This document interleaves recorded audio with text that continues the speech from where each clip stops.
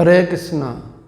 नम ओं विष्णुपादाय कृष्णप्रेष्ठाय भूतले श्रीमते भक्तिवेदांत स्वामिनेति नामिने नमस्ते सारस्वती देवे गौरवाणी प्रचारिणे निर्विशेष शून्यवादी पाश्चात्य देशतारिणे। शुद्धि श्रोतावृंद, गत अधिवेशने আমরা भगवत गीतार द्वितीय अध्याय থেকে আলোচনা করেছিলাম, আপনারা শ্রবণ করেছেন। तो भगवान श्रीकृष्ण এই দ্বিতীয় অধ্যায় যার নাম হচ্ছে সাংখ্যযোগ, তো এই সাংখ্যযোগে এই অধ্যায়তে 38 নম্বর শ্লোক পর্যন্ত সাংখ্যযোগ বিশ্লেষণাত্মক জ্ঞান আত্মার সম্পর্কে জ্ঞান বর্ণনা করেছেন। তারপরে আমরা গত অধিবেশন আলোচনা করলাম, এরপরে তিনি বুদ্ধিযোগের কথা বলছেন। বুদ্ধিযোগ মানে নিষ্কাম কর্মযোগ। নিষ্কাম কর্ম মানে কর্ম করে ফলটি ভগবানকে দেওয়া, তাকে বলে নিষ্কাম কর্ম, অর্থাৎ ভক্তি যোগ কথা বর্ণনা করেছেন।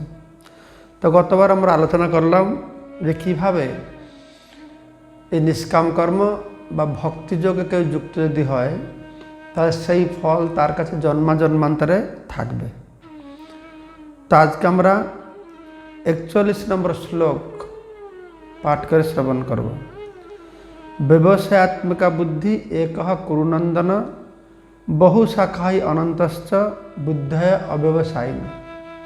এইটার উপরে আমরা আলোকপাত করেছিলাম যে কিভাবে ভগবান শ্রীকৃষ্ণ অর্জুনকে উপলক্ষ করে আমাদের উদ্দেশ্যে বলছেন যে নিষ্কাম কর্ম অথবা ভক্তিমূলক সেবা করা মানে নিশ্চয়াত্মক বুদ্ধি, তার বুদ্ধি স্থির থাকবে। বহু শাখায় অনন্তশ্চ, কিন্তু অস্থির চিত্ত সকাম ব্যক্তিদের বুদ্ধি বহু শাখা বহুমুখী হয়ে থাকে। তো এটাও আমরা গত অধিবেশনে আলোচনা করেছি। আজকে 42-43 নম্বর শ্লোক শ্রবণ করব, যেখানে ভগবান বলছেন য ইমাং পুষ্পিতাং বাচম প্রবদন্তি অবিবস্থিতঃ বেদবাদা রতপার্থা ন অন্য অস্তি ইতিবাদিনঃ কামাত্মনা স্বর্গপরা কর্ম জন্মকর্ম ফলপ্রদাং ক্রিয়া বিশেষ বহুলাং ভোগ ঐশ্বর্য গতিং প্রতি। যাদের মন স্থির থাকে না তাদের গতি কি হয়? তো এখানে বেদে বিভিন্ন কর্মকাণ্ডের কথা বর্ণনা করা হয়েছে। বেদে 96% কর্মকাণ্ড, 4% জ্ঞানকাণ্ড। বেদের মধ্যে ভক্তিকে খুব গুপ্তভাবে স্থাপন করা হয়েছে। সাধারণ লোকেরা, অজ্ঞ মানুষ কর্মফলে আশা করে, তাই বেদে কর্মকাণ্ডের মাধ্যমে কর্মফল লাভ করে মানুষকে একটি সংযত জীবনযাপন করবার জন্য উৎসাহিত করা হয়েছে। অন্ততপক্ষে মানুষকে পশু চেতনা থেকে মানুষ চেতনায় উন্নীত করবার জন্য। কিন্তু এখানে ভগবান সেই বেদের যে শিক্ষা, যারা বেদবাদী, বেদকে গ্রহণ করে, তাদের সম্পর্কে একটি সূচনা দিয়েছেন। তিনি বলছেন যে বিবেকবর্জিত লোক প্রবদন্তি অবিবস্থিত।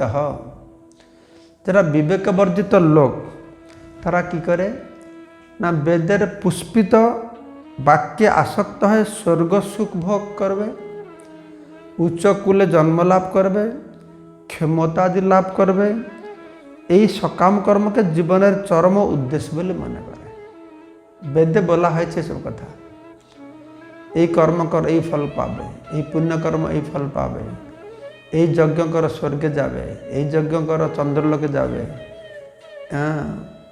বিভিন্ন প্রকার যজ্ঞ কর্মের কথা বর্ণনা করা হয়েছে।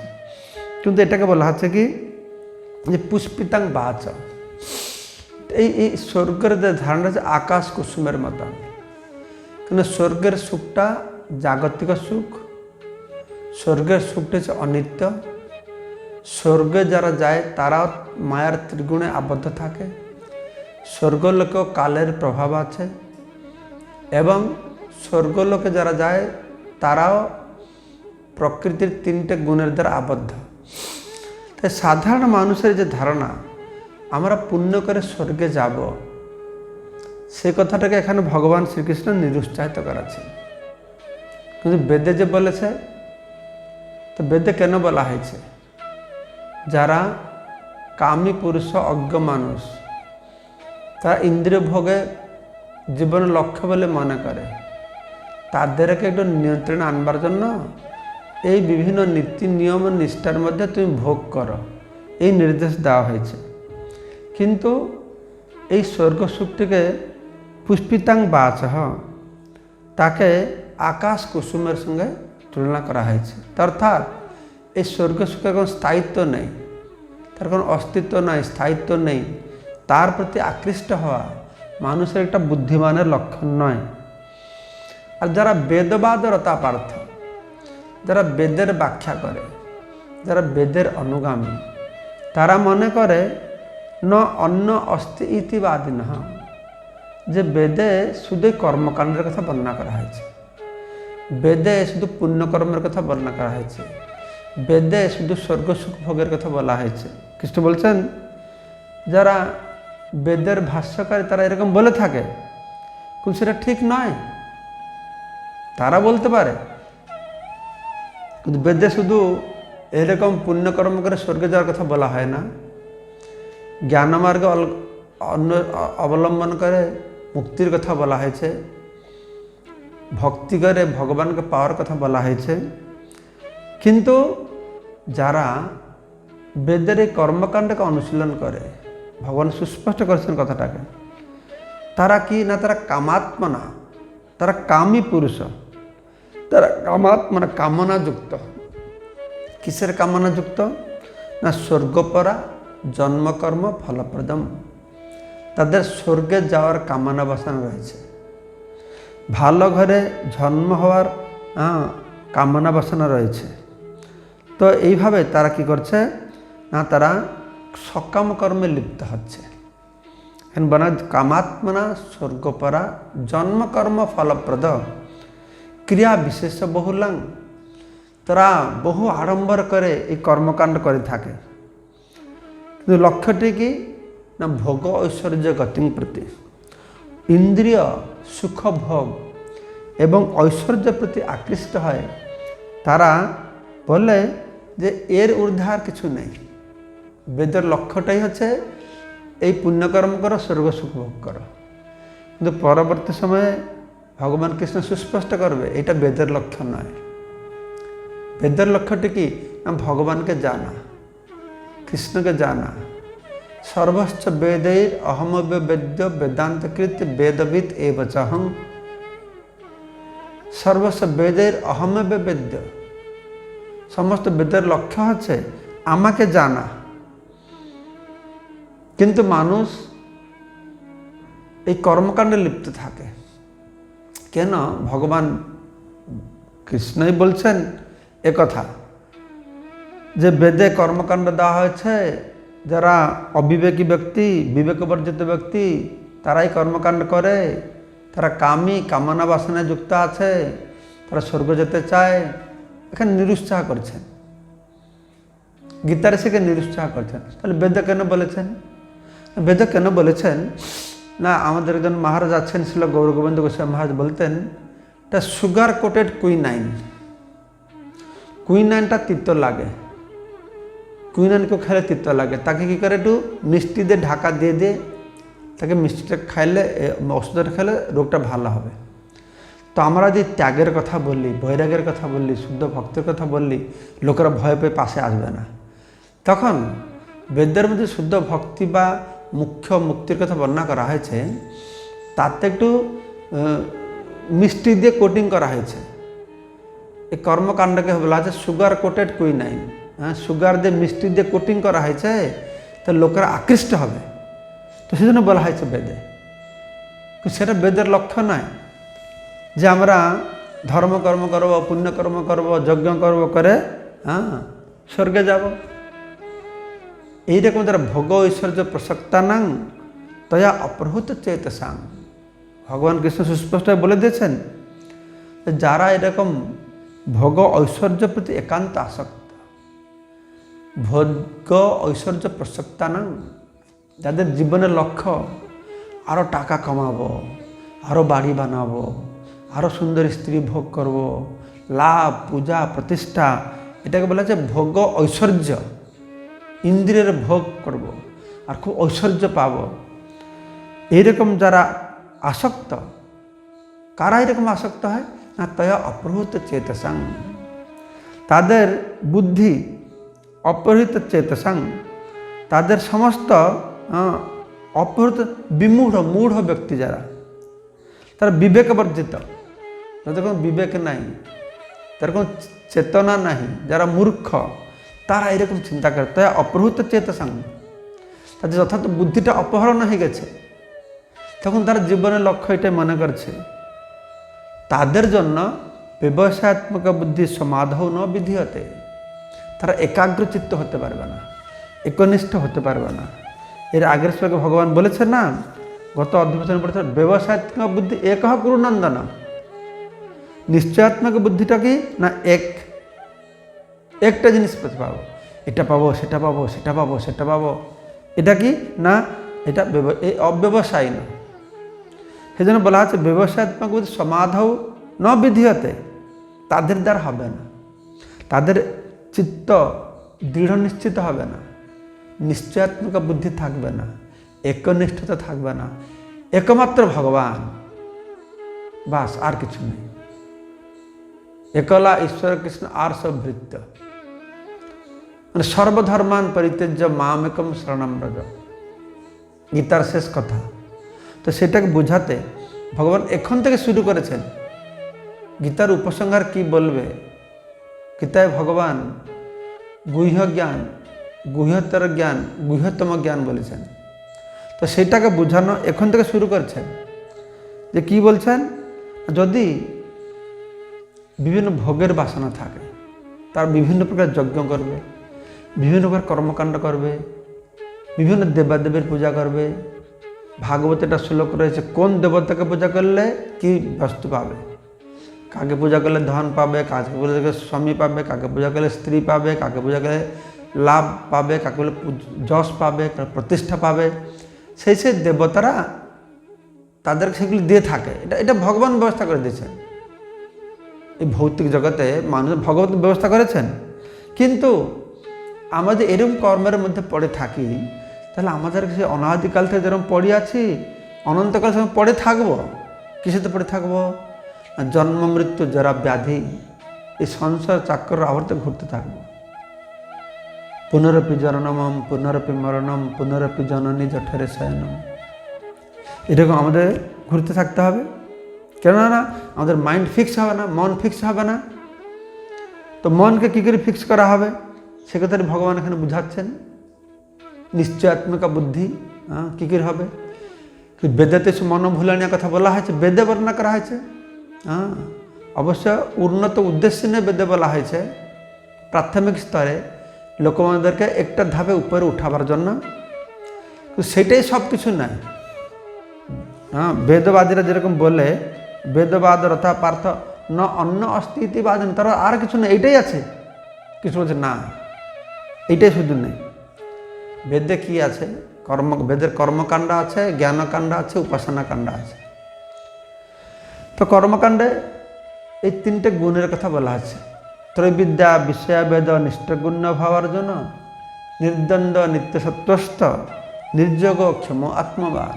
ভগবান বলছেন যে বেদে ত্রৈগুণ্য, এই তিনটে গুণের সম্বন্ধে আলোচনা করা হয়েছে। সত্যগুণ, রজগুণ, তমগুণ। প্রতিটি জীবকে কোনো না কোনো গুণের দ্বারা প্রভাবিত হয়ে সে তার কর্ম করে যাচ্ছে। গুণের প্রভাব অনুসারে মানুষের স্বভাব হয়, আর স্বভাব অনুসারে সে সেরকম কর্ম করে, কর্ম অনুসারে সেরকম ফল পায়, ফল অনুসারে কর্মবন্ধন। তো এরকম কেন ঘুরতে থাকবো? তো এখানে বলছেন নিশ্চয় গুণ্য ভাবার জন্য।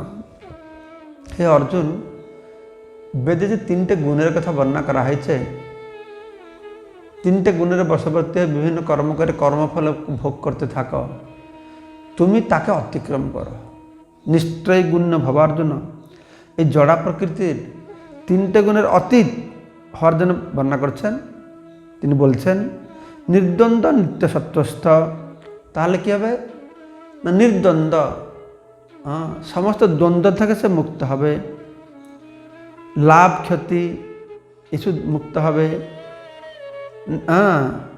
নিত্য সত্ত্বস্থ, আত্মরক্ষার দুশ্চিন্তা থেকে মুক্ত হবে, আধ্যাত্মিক চেতনায় সে প্রতিষ্ঠিত হবে, অধিষ্ঠিত হবে। নির্যোগক্ষম আত্মবান, যোগক্ষম, যোগ আর ক্ষম।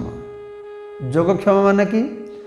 যোগ মানে যেটা নেই সেটা পাওয়ার বাসনা, সেটা পাবো। আর যেটা ক্ষম মানে যেটা পেয়েছি সেটাকে রক্ষা করব। আমার এই সমস্ত চিন্তায় সবসময় ডুবে আছে, যেটা পাই না এটা কি পাবো, পেয়েছি রক্ষা করব না। নির্যোগ ক্ষম আত্মবান। যোগক্ষম মানে নির্যোগক্ষম, নির্যোগ নির্ক্ষম। যোগ মানে যেটা পাই না সেটা পাবো, ক্ষম মানে যেটা পেয়েছি এটা সুরক্ষা করব। তো যখন আমরা ভৌতিক সুখ ভোগের পেছনে, ভৌতিক সুখ ভোগটা আমাদের লক্ষণ হবে না, ভৌতিক সুখ ভোগের আশায় বেদে যে কথাগুলো বলা হয়েছে সেগুলো তো আমরা ভ্রুক্ষেপ করব না, তখন আমরা নির্দ্বন্দ্ব স্তরে দ্বন্দ্বমুক্ত হব, লাভ ক্ষতির বিচার করব না, তখন আত্মরক্ষার দুশ্চিন্তা আর থাকবে না, তখন সে চিন্ময় স্তরে উন্নীত হয়েছে। তো নির্যোগক্ষম আত্মবান,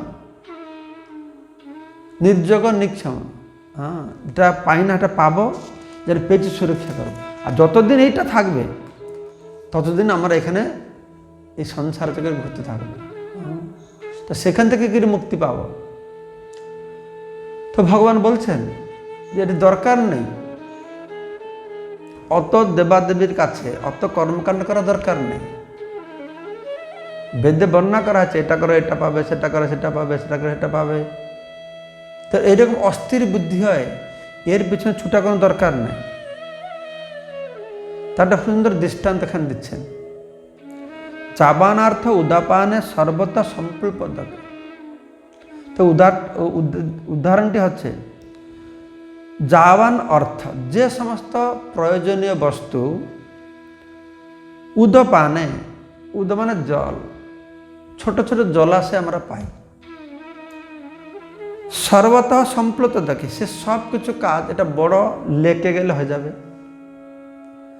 তো আমরা হয়তো ছোট একটা জলাশয় আছে, সে পুকুরের জলটা শুধু খাবার জন্য, আর একটা ছোট্ট জলাশয় আছে এটা কাপড় কাচার জন্য, আর একটা ছোটো জলাশয় আছে এটা স্নান করার জন্য, আর বিভিন্ন ছোটো ছোটো করেছি।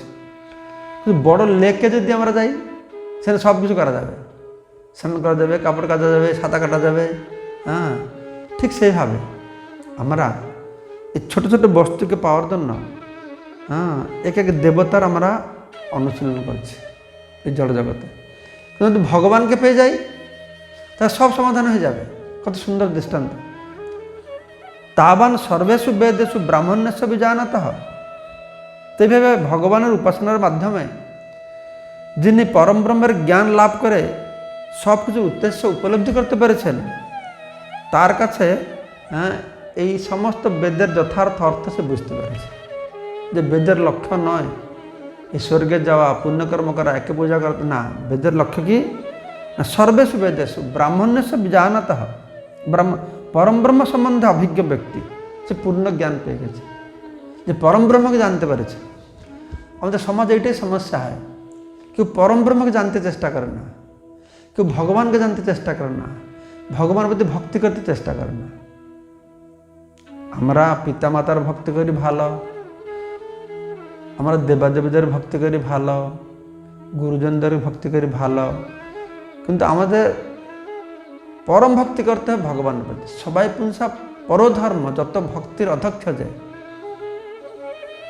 সবার উপরে আছেন পরম ব্রহ্ম, কিন্তু আমরা কি করি তাকে সবার নিচে রাখি। তার আমার জীবনে ভগবানের গুরুত্বটা সব আছে, কিছু লোকের কিছু গুরুত্বই নেই, ভগবানের বলে তার মানেই না, নাস্তিক তারা। যারা ভগবানকে মানে তারা মনে করে এই ভগবানের গুরুত্ব আমার জীবনে খুব কম, কোনো মতে একটু ধর্মকর্ম করবাস হয়ে গেল, ভৌতিক বস্তুর প্রতি বিশেষ গুরুত্ব, হ্যাঁ, কিন্তু ভগবানের প্রতি কম গুরুত্ব। কিন্তু এখানে বলা হচ্ছে যাবনার্থ উদপায়নে সর্বদা সম্প্লুত দেখে। ছোট ছোট জলাশয়ে গিয়ে যে কাজ হবে, একটা বড় জলাশয় গেলে সে কাজ সব হয়ে যাবে। তাবান সর্বেষু বেদেষু ব্রাহ্মণ্যস্য বিজানত হবে, ঠিক সেইভাবে তাবান, ঠিক সেইভাবে সমস্ত বেদের মধ্যে ব্রাহ্মণ্যস্য বিজানত, পরম ব্রহ্ম সম্পর্কে যে অভিজ্ঞ, পরম ব্রহ্ম সে অভিজ্ঞ হবে, তার সে পূর্ণ জ্ঞানবান, সে আর এখানে সেখানে রাস্তা হারাবে না। সেই জন্যে ভগবান কৃষ্ণ বলছেন যে আমরা কর্ম করব না তা নয়, কর্ম করব, কর্মে আমার অধিকার আছে। কর্মণি এব অধিকারস্তে মা ফলেষু কদাচন, তোমার কর্তব্য কর্ম তুমি করে যাও। অতক্ষণ যে বুঝালেন কামনা বাসনা করি কর্ম করো না, আমরা এই জগতে এসেছি কর্ম করব, ঠিক আছে, সেই জন্য কর্ম করব। কর্মে তোমার অধিকার আছে, কিন্তু ফলে তোমার অধিকার নেই। মা কর্ম ফল হেতু ভূমা তে সংঘস্ত কর্ম অস্তু কর্মাণী, বলা আছে মাতে সংঘস্ত অকর্মাণী, স্বধর্ম অনুষ্ঠান যে করবে না তা নয়, স্বধর্মভিত কর্মে তোমার অধিকার আছে, কিন্তু কোনো কর্মফলে তোমার অধিকার নেই। কখনো নিজেকে কর্মের কারণ বলে মনে করবে না, কেননা আমরা যা কিছু কর্ম করি আমি তো মনে করি আমি করি, সব কিছু কর্ম আমার গুণের প্রভাবের দ্বারা সংগঠিত হয়। গুণ আমাদেরকে নাচাচ্ছে। যেরকম দেখা যায় খড়কুটোগুলো রাস্তায় আকাশে উঠছে, খড়কুটো কি নিজের শক্তি উঠছে? হাওয়া তাকে উঠাচ্ছে। আমাদের অবস্থা সেই রকম, আমরা যা কিছু কর্ম করি, ভালো কর্ম করি, মন্দ কর্ম করি, গুণের প্রভাব অনুসারে, কোন সত্যগুণের প্রভাব, কোন রজগুণের প্রভাব, তমগুণের প্রভাব, গুণের প্রভাব অনুসারে আমার স্বভাবটা হচ্ছে, স্বভাব অনুসারে কর্ম হচ্ছে, কর্ম অনুসারে কর্মফল ভোগ করছি। প্রকৃতি ক্রিয়মান গুণে কর্মে সর্বসহ অহংকার বিমূঢ়াত্মা কর্তাহাঙ্গিত্য মান্যতে। ভগবান বলছেন যে অহংকারী মূঢ় সে মনে হচ্ছে আমি কর্তা, কিন্তু আমরা কেউ কর্তা নয়। এই ঘূর্ণিতে যেরকম খড়কুটোগুলো আকাশে উঠতে থাকে, নিজের শক্তিতে নাই, হাওয়ার জন্য, ঘূর্ণির জন্য, ঠিক সেইভাবে আমাদেরকে প্রকৃতির তিনটা গুণ এরকম উড়াচ্ছে। কভু নরকে, কভু স্বর্গে, কভু রাজা, কভু প্রজা, কভু কীট ক্ষুদ্র, এইরূপ ব্রহ্মাণ্ড ভ্রমিতে কোনো ভাগ্যবান জীব গুরু কৃষ্ণ প্রসাদে পায় ভক্তিলতা বলছে। যেন খড়কুটাগুলো উঠতে থাকে হাওয়াতে, ঘূর্ণিতে, আমার এই ত্রিগুণে থেকে মায়া মায়া ঘোরাচ্ছে। কখন উড়ে উড়ে আমরা সে স্বর্গে যাচ্ছে, কভু স্বর্গে, কখন নরকে, কভু রাজা, কভু প্রজা, কভু কীট ক্ষুদ্র, এবং ব্রহ্মাণ্ড ভ্রমণ করেছে। এরূপ ব্রহ্মাণ্ড ভ্রমিতে কোনো ভাগ্যবান জীব গুরু কৃষ্ণ প্রসাদে পায় ভক্তিলতা বলছে। এরকম ব্রহ্মাণ্ডের পর ব্রহ্মাণ্ড আমরা ঘুরছি, কখন কোনো কারণ মতে যদি সাধুগুরু বৈষ্ণবের কৃপা পেয়ে গেলাম, তাহলে আমরা ভক্তি বীজ, ভক্তি রাস্তাটা খুঁজে পেলাম। এই জন্মমৃত্যু জরাব্যাধি সংসার চক্র আবর্ত থেকে মুক্তি পাওয়ার উপায়টা আমরা পেলাম। সেজন্য বলছেন মা কর্মফল হেতুর ভূমা, তুমি কখন হেতুর ভূমা, মা মানে হবে না, তুমি যে এখানে বলা হচ্ছে এই কর্মফলের যে হেতু বলে তুমি নিজেকে মনে করো না, নিজে আমি কর্মফলের হেতু নাই, গুণের দ্বারা সব কিছু হচ্ছে। কখনো স্বধর্ম আচরণ না করার প্রতি আসক্ত হন, দুটোই বলা হচ্ছে যে আমি কর্মফল হেতু নেই, কেন কর্ম করবো তা নয়। আমরা স্বধর্ম অনুসারে কর্ম করে যাব। ব্রাহ্মণ ঘর ছেলে ব্রাহ্মণের কর্ম করব, ক্ষত্রিয়ের কর্ম করব, বৈশ্যের কর্ম করব, শূদ্রের কর্ম করব। ব্রাহ্মণ ক্ষত্রিয় বৈশ্য শূদ্রটা কি? এটা গুণের প্রভাব অনুসারে মানুষের বিভিন্ন মন মানসিকতা হয়, তার স্বভাব ভিন্ন ভিন্ন প্রকার হয়, তার কর্মপ্রবণতা ভিন্ন ভিন্ন প্রকার হয়। যে সত্যগুণে আছে সে শান্ত, ধীর, শাস্ত্র অধ্যয়ন করবে, বুদ্ধিমান হবে, তার খাওয়া দাওয়া স্টাইল একরকম থাকবে। রজগুণ হবে, তারা উগ্র হবে, কর্মঠ হবে, তাদের খাওয়া দাওয়া স্টাইলটা আলাদা হবে। তমগুণের হবে, তারা নিদ্রালু হবে, আলস্য হবে, সে সাহায্য কিছু করতে পারবে না। তাই যত আপনি শাসন করবেন তার কোনো পরিবর্তন করা যাবে না, কিন্তু তার তো গুণের প্রভাব না।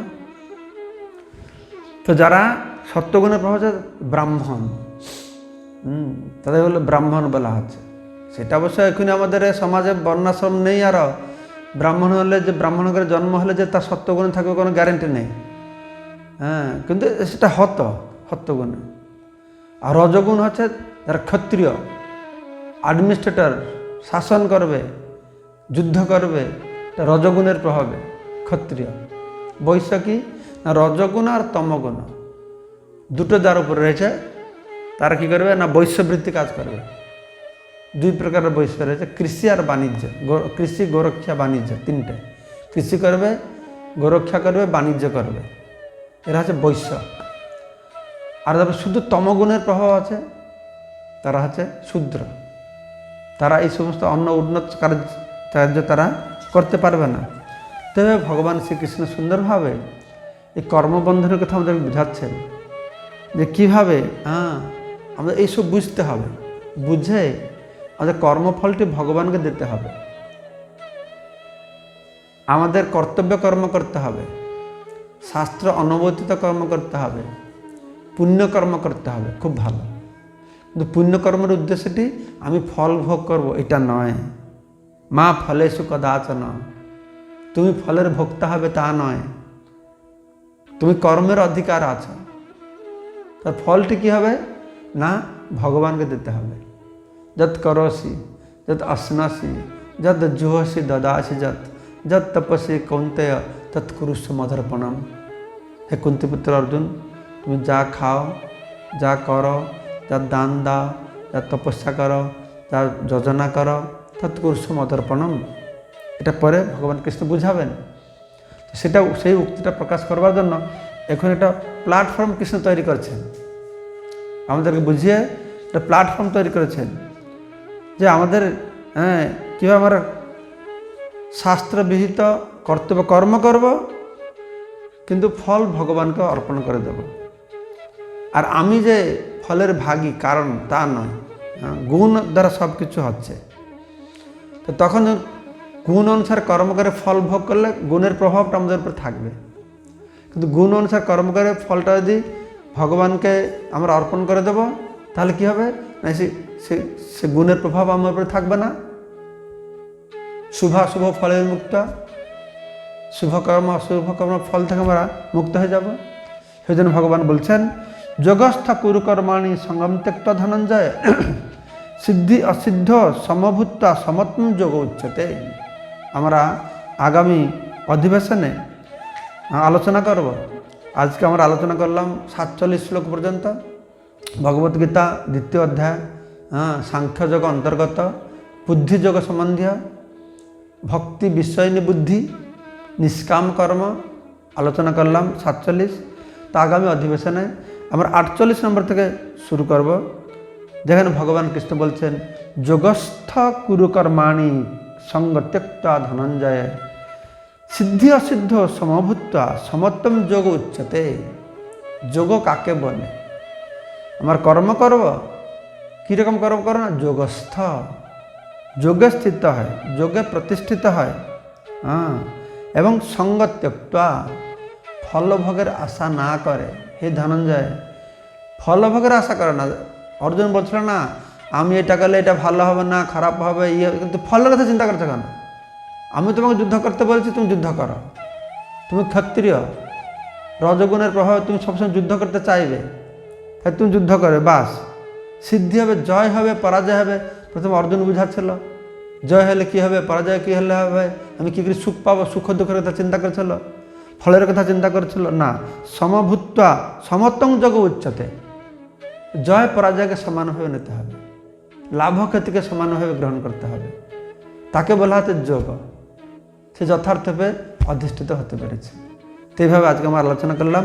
তো আগামী অধিবেশনে আমরা 48 নম্বর থেকে আরও সুন্দরভাবে শ্রবণ করব। আপনাদের সবাইকে ধন্যবাদ। হরে কৃষ্ণ।